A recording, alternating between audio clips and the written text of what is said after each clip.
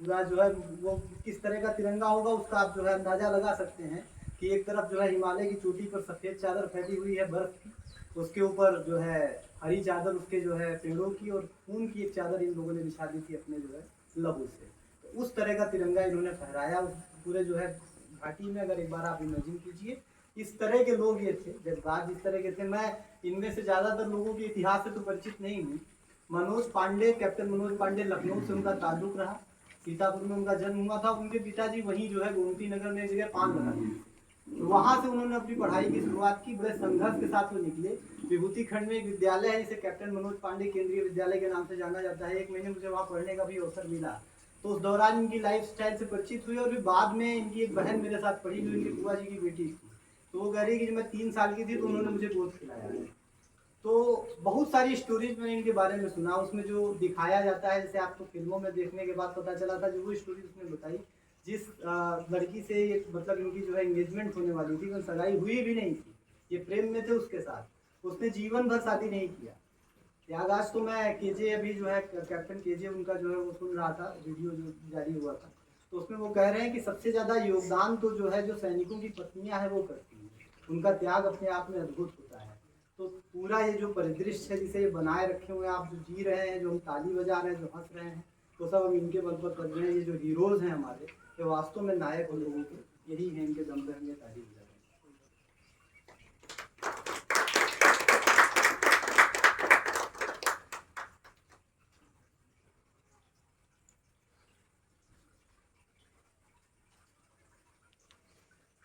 धन्यवाद।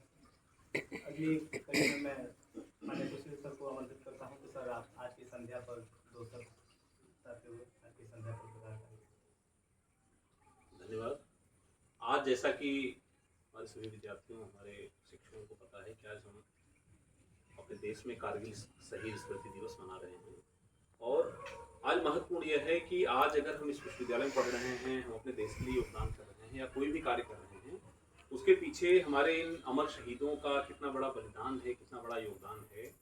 कि भारत जैसा देश जिसने हमारे पूरे इतिहास में कभी भी किसी देश पर आक्रमण नहीं किया और हमेशा शांति और अहिंसा की नीति के आधार पर लगातार आगे बढ़ता रहा, लेकिन उसके बाद भी किस तरह से पाकिस्तान द्वारा विश्वासघात किया गया और लगातार जो पाकिस्तान की युद्ध की रणनीति है उसको आगे बढ़ाते हुए इन्होंने अपने सैनिकों को हमारे क्षेत्र पर अनधिकृत कब्जा करने के लिए भेजा।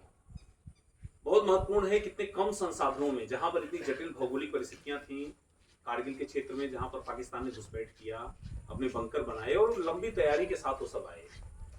उस समय पूरे देश में ऐसा माहौल था। हमारे लखनऊ से भी कैप्टन मनोज पांडे जी शहीद हुए और उस समय हम लोगों ने विश्वविद्यालय में और अपने अलग अलग स्थानों पर कई कार्यक्रम किए। पूरा लखनऊ बहुत ही शोक में डूबा हुआ था। उस समय जो खबरें आ रही थी इन सभी हमारे बहादुरों की वीर गाथाओं की, तो पता चला कि इतनी मुश्किल, क्योंकि पाकिस्तान ने कम से कम लोगों को अनुमान था कि 1 वर्ष की पूरी तैयारी किया था यहाँ बंकर बनाने में। जिस तरह उनके बंकरों में जो सुविधाएं थी और जिस तरह से उन्होंने तैयारी किया, ऐसी जटिल परिस्थिति में वहां जाकर के आक्रमण करके, और कई स्थानों पर ऐसा था कि एक बार मैं मिला योगेंद्र यादव जी से, जिनको आपने सुना होगा कि सर्वोच्च पुरस्कार भी मिला उनको, परमवीर चक्र मिला। लखनऊ में कार्यक्रम आए थे तो उन्होंने बताया कई स्थान ऐसे थे जहां पर जो आगे बढ़ रहा था, जो लीड कर रहा था, उसको पता था कि निश्चित रूप से उसकी जान चली जाएगी, क्योंकि हैंड ग्रेनेड जब अंदर फेंकेगा बंकर में तो वहां पर सब कई लोग हैं और निश्चित रूप से उसको मार देंगे। लेकिन उसमें होड़ मची रहती थी कि आप न जाओ, मैं आगे जाऊंगा। कैप्टन विक्रम बत्रा की कहानियां सबने सुनी होंगी कि वहां पर उन्होंने बाकी लोग मना किया कि बाकी लोग परिवार वाले हैं, सबके बच्चे हैं, आप अपने परिवार बच्चों को देखिए, मैं बलिदान देने के लिए आगे बढ़ता हूँ। तो ऐसे अमर शहीदों को सत सत नमन है और हम इनको श्रद्धांजलि देते हैं, इनको याद करते हैं कि कैसे इन्होंने अपने देश के लिए, अपने समाज के और हमारे आप के लिए इन्होंने इतना बड़ा बलिदान दिया। जहां बलिदान देने के लिए होड़ लगी हुई है अपनी मातृभूमि की रक्षा के लिए और अपने देश के स्वाभिमान को बनाए रखने के लिए, ऐसे पराक्रमी वीर हमारे देश में थे जहां पर उनको निश्चित रूप से पता है कि ऐसी दुर्गम स्थिति में, ऐसी कठिन परिस्थिति में हमारी जान चली जाएगी, कोई पीछे नहीं हट रहा है, बल्कि खुशी खुशी आगे बढ़ करके और मातृभूमि के लिए बलिदान देने के लिए तैयार हैं। तो इन अमर शहीदों ने जो हमारे देश को रास्ता दिखाया, हमारे समाज को रास्ता दिखाया, और आज कारगिल शहीदों की स्मृति जो हम दिवस मना रहे हैं, इसका उद्देश्य सिर्फ यह है कि हम इनके बलिदान को कभी भूल न जाएं। हम अलग अलग क्षेत्रों में जो भी कार्य कर रहे हों, हम सभी शिक्षक हैं, आप सभी लोग विद्यार्थी हो, किस प्रकार से हम समाज में बेहतर योगदान दे सकते हैं, इनके आदर्शों से, इनके जीवन से और उनके बलिदान से हमें सीखना होगा। कई बार हमें जीवन बड़ी कठिन परिस्थितियों का सामना करना पड़ता है और कई बार विद्यार्थी भी काफी आक्रामक हो जाते हैं, विश्वविद्यालय की संपत्ति को नुकसान पहुंचाते हैं, समाज को नुकसान पहुंचाते हैं, कई बार उनका धरना प्रदर्शन होता है, कई और समस्याएं आती हैं। तो यहाँ यह सीखने की आवश्यकता है कि इतने न्यूनतम संसाधनों में इन्होंने कितना संघर्ष किया अपनी मातृभूमि के लिए। विश्वविद्यालय आपका है, देश आपका है, समाज आपका है।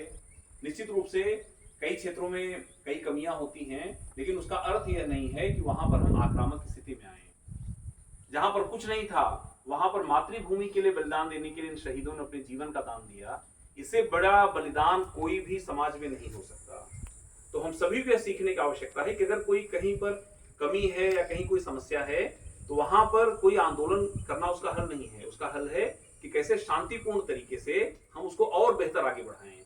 यही हमारे वीर शहीदों को हमारी श्रद्धांजलि है कि उन्होंने हमारी रक्षा के लिए, देश की रक्षा के लिए जो संकल्प लिया, जो बलिदान दिया, कैसे उनको हम न केवल याद रखें बल्कि उनके आदर्शों पर आगे बढ़ें। हम कैसे अपने राष्ट्र को, आज हम आज़ादी का अमृत महोत्सव मना रहे हैं, अगले 25 वर्ष बाद हमारे आज़ादी के 100 वर्ष पूरे होने वाले हैं, तो कैसे हम इस 100 साल का जो हमारा सपना था, हमारे क्रांतिकारियों का सपना था, हमारे अमर शहीदों का सपना था, कैसे उसको हम पूरा करें। आपकी जो भी भूमिका हो, चाहे आप विद्यार्थी हो, शिक्षक हो या किसी भी क्षेत्र में कार्य कर रहे हो, उस क्षेत्र में हमारा जो चिंतन हो कि कैसे हम इन शहीदों को सच्ची श्रद्धांजलि दें और इनके सपनों को पूरा करने में अपना योगदान दें। हम सभी याद रखना होगा कि इन अमर शहीदों, इन बलिदानियों की वजह से ही हम इस देश में सुरक्षित हैं। स्थितियां बड़ी खतरनाक हो जाती हैं, हम चैन की नींद सोते हैं, लेकिन ये सीमा पर मुस्तैद रहते हैं और हमारी रक्षा करते हैं। तो मैं सभी विद्यार्थियों को चाहता हूं कि हम सभी लोग यह शपथ लें, इन वीरों के आदर्श पर हम आगे बढ़ेंगे और हम अपने समाज के लिए, राष्ट्र के लिए सदैव योगदान देते रहेंगे। और इन महान शहीदों को मैं श्रद्धांजलि देता हूं और नमन करता हूं इनको, और इनके आदर्श और इनकी जो अपने देश के प्रति इनका जो जुनून था, इनका जो सपना था, वह निश्चित रूप से पूरा हो। ऐसे महान शहीदों को सत सत नमन। धन्यवाद सर। हम अपने साथियों से निवेदन करते हैं कि अगर आप लोगों में से कोई आज के इस विशेष संध्या पर कुछ कहना चाहता है तो आप आमंत्रित हैं। कोई विद्यार्थी ऐसा कुछ बोलना चाह रहा हो, बड़ा महत्वपूर्ण विषय है चूंकि। बेटा ऐसे तुम उधर आ जाओ, इधर मुड़े है। कारगिल विजय दिवस आज हम लोग मना रहे हैं। कारगिल की जो जीत थी वो इतनी आसान जीत हम लोग नहीं कह सकते हैं। कारगिल विजय दिवस को क्यों मनाया जा रहा है, सबसे बड़ा जानने का बात ये है क्योंकि अगर हम पूरे दुनिया में जितनी भी लड़ाइयों को देखते हैं तो वो आमतौर पर मैदानी इलाके और सामान्य इलाकों में होते हैं, पर जो कारगिल का जो लड़ाई है वो एक ऐसा लड़ाई है कि फरवरी में जब शिमला समझौता को तोड़ते हुए जब पाकिस्तानी चढ़ है और वो ऊंचाई पे हैं और भारतीय सैनिक नीचे हैं, उनके पास प्रॉपर एडवांटेज है, सारा उनके पास वो सारी संसाधनें हैं और हमारे भारतीयों के पास संसाधन नहीं है, हमारे पास वो स्रोत नहीं है। हमें तो लग रहा है वो घुसपैठी हैं जबकि वो पाकिस्तानी आर्मी के सैनिक थे। हम घुसपैठियों के कारण, तो हमें ये अंदाज़ा भी नहीं था कि उनके पास कितनी गोलियां हैं, क्या हैं। इसके बावजूद हमारे जो थे जितने भी वीर सपूत, जैसे हम लोग देखते हैं कैप्टन विक्रम बत्रा को देखते हैं, ग्रेनेडियर योगेंद्र सिंह यादव जो टाइगर हिल की खड़ी चढ़ाई को चढ़ते हुए और टाइगर हिल के ऊपर बंकर को ध्वस्त कर रहे हैं, रात को 2-3 बजे जो चढ़ करके टाइगर हिल पे और इस तरह से चढ़ाई करके जीत रहे हैं, उनको देखते हैं, कैप्टन विक्रम बत्रा को देखते हैं, मनोज पांडे को देखते हैं। जब हम इन सभी को देखते हैं तो एक चीज़ कॉमन लगता है, जैसा कि हर्ष सर ने बताया कि ये पढ़ने में एकेडमिकली बहुत स्ट्रांग थे, मतलब इनको अगर देखा जाए तो बहुत तेज थे पढ़ने में, फिर क्यों इन्होंने ये रास्ता चुना, ये भी तो सोचने वाली बात है। अगर हम अपने देश के लिए कुछ नहीं कर सकते हैं तो कम से कम इनको याद करके हम इतना तो कर सकते हैं कि जिन्होंने देश के लिए किया उस पर हम गर्व तो कर सकते हैं, इसलिए इनको याद करना बहुत ज़रूरी है। अगर इनको देखा जाए तो इनमें से एक एक की जीवनी हम लोगों को क्या कर सकती है, प्रेरणा दे सकती है। जब पाकिस्तानी आए थे तो हमारी एक टीम थी जो मेजर सौरभ कालिया, जो कि अभी कैप्टन सौरभ कालिया की जो टीम गई थी, तो उनको इन्होंने बंदी बना लिया था। तो जब उनको वापस किया गया तो उनकी जो शरीर, जो उनकी जो पार्थिव शरीर उनका मिला था, उसमें आंखें निकाली गई हैं, उन पे सिगरेट के दाग हैं, कानों में रॉड घुसा दिया गया है, इतना ज़्यादा टॉर्चर किया गया उनको। तो ये कहा जा सकता है भारतीय सेना एक अनुशासित सेना है, वो कभी गलत नहीं कर सकती है अगर देखा जाए तो। इसलिए हमें अपनी सेना पर कम से कम गर्व करना चाहिए। अगर हम सेना में सहायता नहीं दे सकते हैं, अपने सेना पर गर्व करें, उनको सहायता प्रदान करने की एकदम कोशिश करनी चाहिए, हर समय पे खड़े होने चाहिए और अपने इतिहास को एकदम गौरवान्वित रूप से महसूस करना चाहिए कि अगर कारगिल स्मृति दिवस हम लोग मना रहे हैं तो शहीदों का क्या योगदान है। कम से कम इनके जीवन को पढ़ें, ये आपको काफ़ी प्रेरणा देंगे। अगर आप कैप्टन सौरभ कालिया का जीवन पढ़ें, मनोज पांडे का जीवन पढ़ें, आप इन लोगों की जीवनियाँ पढ़िए, आपको बहुत प्रेरणा मिलेगी और आप जीवन में कुछ कर पाइएगा। इन्होंने जो चाहा वो प्राप्त किया। अगर उन्होंने कहा कि हम 5.5140 को कैप्चर करेंगे तो करेंगे, 12 घंटे में अगर हम लोग टैगोर हिल को डिलीवर करेंगे तो करेंगे, हम लोग कैप्चर कर लेंगे उसको। और इनमें जो विल पावर हम लोगों को दिखता है, ये हमें अपनी पढ़ाई में यूज़ करनी चाहिए। इस विल पावर के साथ अगर आप आगे बढ़िएगा जरूर सक्सेस करिएगा। तो एक स्टूडेंट होने के नाते मैं बस यही कहूँगा कि इनके जीवन से प्रेरणा लीजिए और अपने जीवन को बेहतर बनाइए। यकीनन दृढ़ निष्ठा और कोई भी किसी कार्य के लिए अगर दृढ़ निष्ठा किया जाए तो यकीनन वो कार्य पूरा होता है।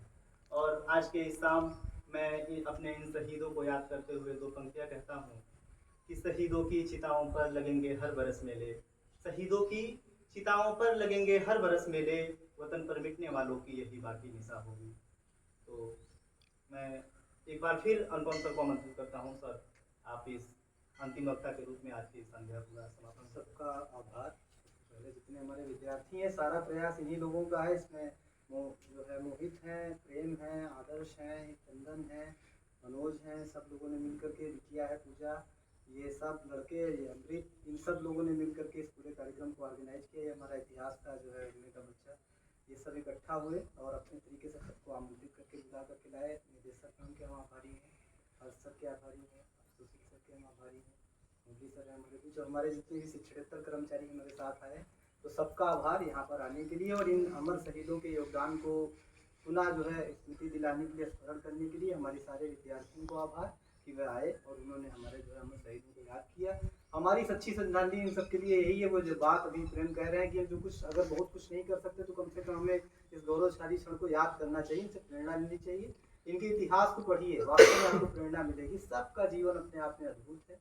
सब जो टारगेट था, मनोज पांडे जी से तो पूछा गया था उनके इंटरव्यू में क्या चाहिए आपको, क्यों आर्मी ज्वाइन करना चाहते हैं, तो उन्होंने कहा हमको परमवीर चक्र चाहिए और मरणोपरांत नहीं चाहिए, जीवित चाहिए हमको। खैर वो जीवित तो नहीं पा सके, लेकिन सबसे कम उम्र में जो है परमवीर चक्र पाने का जो उन्होंने गौरव हासिल किया, तो उनकी स्टोरी आप पढ़ें और आपको गौरव मिलेगा।